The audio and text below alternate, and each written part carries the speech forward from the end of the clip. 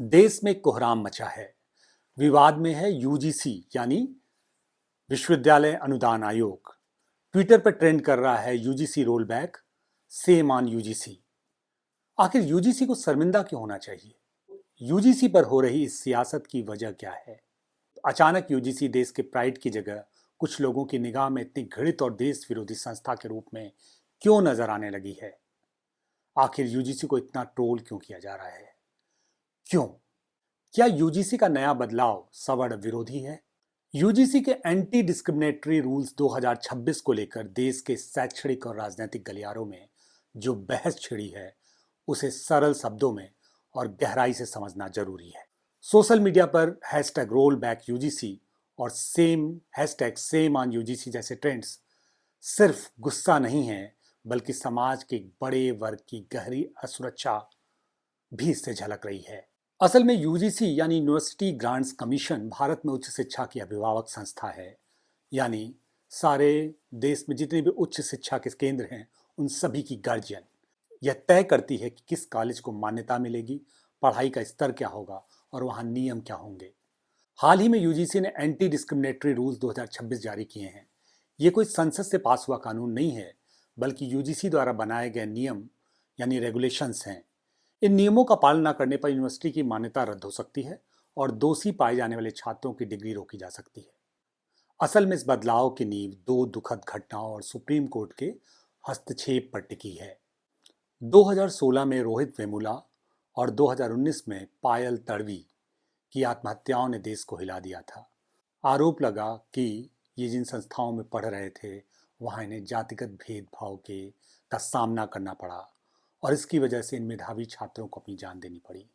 रोहित और पायल की माताओं ने सुप्रीम कोर्ट में याचिका दायर की थी कि कैंपसों में भेदभाव रोकने के लिए कड़े नियम होने चाहिए। कोर्ट ने इसे अत्यंत संवेदनशील माना और यूजीसी को निर्देश दिया कि वह ठोस गाइडलाइंस बनाए। इसी के पालन में यूजीसी ने 2025 में एक ड्राफ्ट तैयार किया और जनवरी 2026 में इसे लागू कर दिया। अब समझने की जरूरत यह है कि आखिर विवाद क्यों है। विवाद इस बात पर नहीं है कि भेदभाव रुकना चाहिए।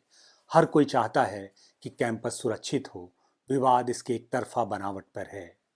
जो सबसे पहला सवाल है वो भेदभाव की परिभाषा और टारगेटेड होने का डर। यूजीसी के नियमों में भेदभाव को एससी, एसटी और अब ओबीसी तक सीमित रखा गया है। आलोचकों का तर्क है कि क्या इस जो नॉर्म्स है इसके बहाने सवर्णों के साथ भेदभाव नहीं हो सकता। जवाहरलाल नेहरू विश्वविद्यालय या बनारस हिंदू यूनिवर्सिटी जैसे कैंपसों में दीवारों पर ब्राह्मणों भारत छोड़ो जैसे नारे लिखे जाते हैं, तो उन छात्रों की सुरक्षा के लिए यूजीसी के पास क्या लिटमस पेपर है? इन नियमों में भेदभाव का शिकार केवल एससी, एसटी और ओबीसी श्रेणी के छात्रों को या शिक्षकों को माना गया है। अब यहीं पे आपत्ति है सवर्ण समाज की। इस रेगुलेशन के क्लॉज के अनुसार यदि कोई सवर्ण छात्र किसी आरक्षित वर्ग के छात्र के प्रति अपमानजनक टिप्पणी करता है तो वह भेदभाव है। लेकिन यदि वही व्यवहार किसी सवर्ण छात्र के साथ होता है तो उसे इन नियमों के तहत संरक्षण प्राप्त नहीं है। सवर्ण समाज का तर्क है कि भेदभाव की कोई जाति नहीं होती, इसलिए नियम ह्यूमन सेंट्रिक यानी मानव केंद्रित होने चाहिए थे, ना कि कास्ट सेंट्रिक यानी जाति केंद्रित। अब यहीं से रिवर्स डिस्क्रिमिनेशन यानी विपरीत भेदभाव के खतरे का सवाल खड़ा होता है। इन नियमों के तहत इक्विटी कमेटी, इक्विटी स्क्वाड और ओम्बड्समैन जैसे तंत्र बनाए गए हैं। शिकायत होने पर 24 घंटे में कार्रवाई और 15 दिन में रिपोर्ट का प्रावधान है। डर यह है कि अगर किसी सवर्ण शिक्षक या छात्र के खिलाफ दुर्भावना से झूठी शिकायत की गई तो उनके पास बचाव का कोई रास्ता नहीं होगा। यह वैसा ही डर है जैसा एससी, एसटी एट्रोसिटी एक्ट के दुरुपयोग को लेकर अक्सर जताया जाता है और अक्सर दुरुपयोग उसका होता भी है। अब सवर्ण समाज में एक सवाल है कि क्या सवर्णों को सजा मिल रही है? इसे सोशल मीडिया का विमर्श ही कहेंगे, लेकिन विमर्श तो है और लोक चेतना में जो है उस पर बात होनी चाहिए। सोशल मीडिया पर यह विमर्श हावी हुआ है कि सवर्णों ने हमेशा सरकार का साथ दिया है, सरकार यानी भारतीय जनता पार्टी की सरकार, लेकिन अब उन्हें हाशिए पर धकेला जा रहा है। राजस्थान जैसे राज्यों में सवर्ण समाज समन्वय समिति का गठन इसी नाराजगी का परिणाम है। सवर्णों को लगता है कि उन्हें वोट बैंक के खेल में केवल एक संख्या मान लिया गया है या राजनीति और सियासी खेल में उन्हें एक मोहरा बना दिया गया है। अब इस पूरे सियासत के एंगल को उत्तर प्रदेश चुनाव 2027 से भी जोड़ा जा रहा है। असल में राजनीति में कुछ भी आकस्मिक नहीं होता उत्तर प्रदेश में चुनाव नजदीक हैं, इसलिए कुछ लोगों को लगता है, यह सामान्य बहस में से स्वीकार किया जा रहा है कि उत्तर प्रदेश के चुनाव में विपक्ष इसे एक हथियार की तरह देख रहा है। सरकार सवर्णों के हितों की रक्षा नहीं कर पा रही है। असल में सत्ता पक्ष यह दिखाने की कोशिश में है कि वे पिछड़ों और दलितों के सबसे बड़े हितैषी हैं। बीजेपी सांसद निशिकांत दुबे ने जब 10% ईडब्ल्यूएस आरक्षण का हवाला देकर सरकार का बचाव किया, तो लोगों ने उन्हें यह कहकर ट्रोल किया कि आरक्षण एक अलग विषय है और किसी को झूठे केस में फंसने से बचाना बिल्कुल अलग। फेसबुक पे बहस है, सोशल मीडिया में बहस है कि शिक्षा संस्थान वो जगह होते हैं जहां जाति की दीवारें टूटनी चाहिए। लेकिन अगर नियमों का आधार ही जाति बनाम जाति हो जाए तो कैंपस पढ़ाई की जगह सियासी अखाड़े बन जाएंगे।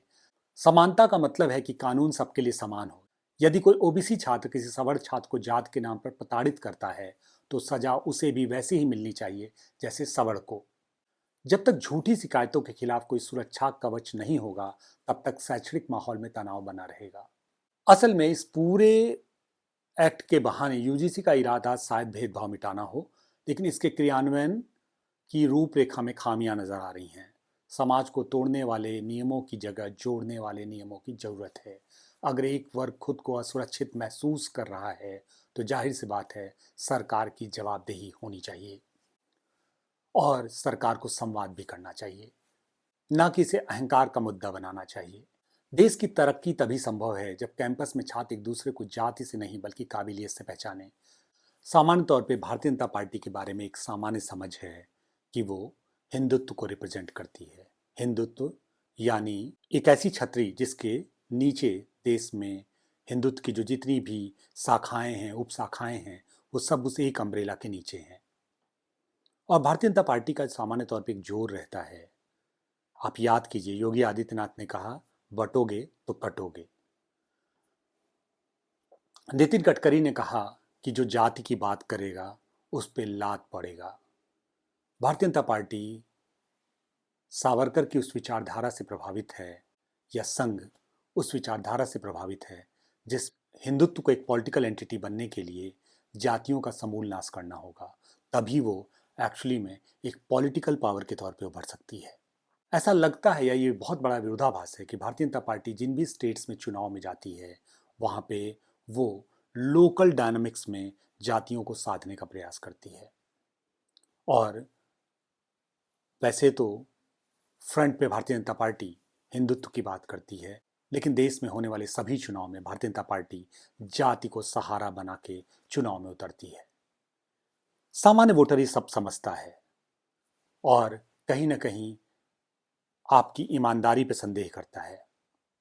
जब विश्वविद्यालय कैंपस में इस तरह का विवाद चल रहा हो और खासकर जाति का जिन्न बाहर निकल आए, तो ये समझना होगा कि सत्ता पक्ष और विपक्ष दोनों इससे हो सकता है अपने लिए सियासत की कोई संभावना तलाश लें, लेकिन विश्वविद्यालय जो एक तरह से देश के ग्रोथ इंजन का सबसे महत्वपूर्ण प्लेटफॉर्म है, अगर वो बंद हो जाएगा, वो विवाद में पड़ जाएगा, तो देश के लिए बहुत खतरे की बात है।